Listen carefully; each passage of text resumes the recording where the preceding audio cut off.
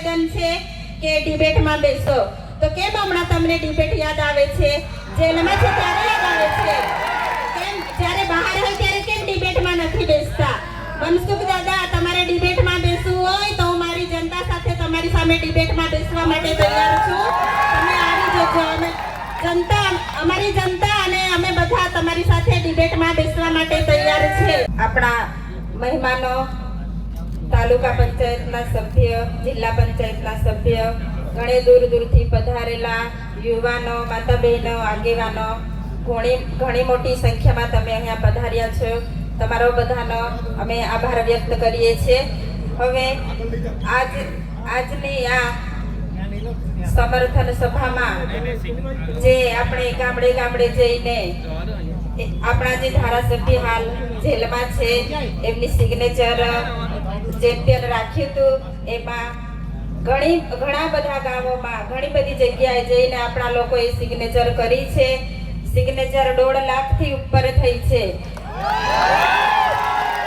અને આપણે આજે કલેક્ટર શ્રીને આવેદન પત્ર આપવાનું છે અને આપણે એમની પાસેથી જવાબ પણ લેવાનો છે કે તમે અમને કેટલા દિવસમાં જવાબ આપશો, કે તમે રાજ્યપાલને, રાષ્ટ્રપતિને ક્યારે તમે પહોંચાડો છો અમારું આવેદન પત્ર? એનો જવાબ પણ આપણે આજે જ લેવાનો છે. આપણે બધાએ ત્યાં કલેક્ટર ઓફિસે જવાનું છે આવેદન પત્ર આપવા માટે.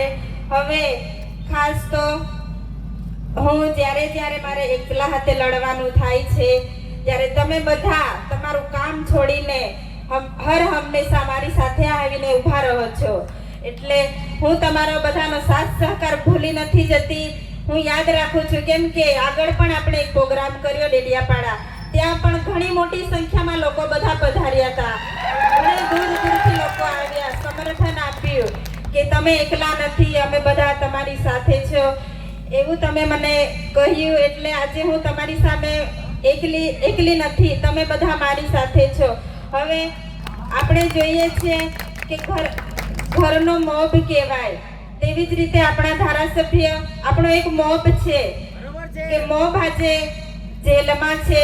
મોભ વગર કેટલી તકલીફ પડે છે તે આપણે બધા જાણીએ છીએ. એટલે આપણી લડત અહીંયા પૂરી નથી થતી. જ્યાં સુધી ન્યાય નથી મળતો ત્યાં સુધી આપણે આપણી લડત ચાલુ રાખવાની છે. આપણે હિંમત નથી હારવાની.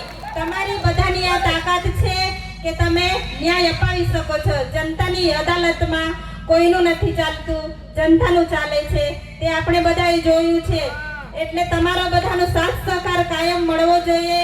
જે ધારાસભ્ય સડકથી સદન સુધી લોકો માટે લડે છે, લોકો માટે અવાજ ઉઠાવે છે, ઘર પરિવારની ચિંતા કર્યા વગર હર હંમેશા લોકોની વચ્ચે રહે છે, એ આ ભાજપના નેતાઓને ગમતું નથી.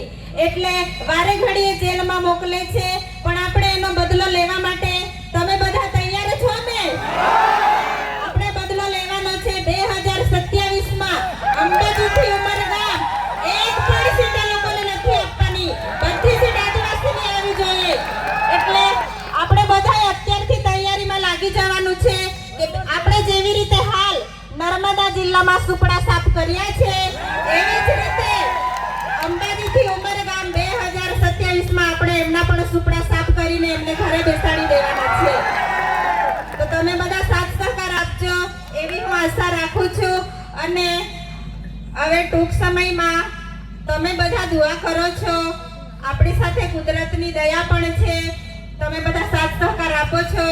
એટલે હું તમારી પાસેથી પણ આશા રાખું છું કે જ્યાં સુધી ન્યાય નથી મળતો ત્યાં સુધી તમે બધા મારા પરિવાર સાથે ઊભા રહીશો એવી હું આશા રાખું છું.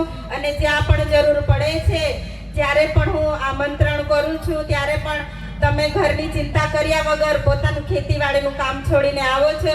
એ મારા માટે મને ખૂબ હિંમત આપે છે. એટલે આવી જ રીતે સાથ સહકાર આપો એવી હું આશા રાખું છું. અને જે આ 7 ટર્મથી સાંસદ છે, 2 દિવસ પહેલાનું નિવેદન છે કે ડિબેટમાં બેસો. તો કેમ હમણાં તમને ડિબેટ યાદ આવે છે?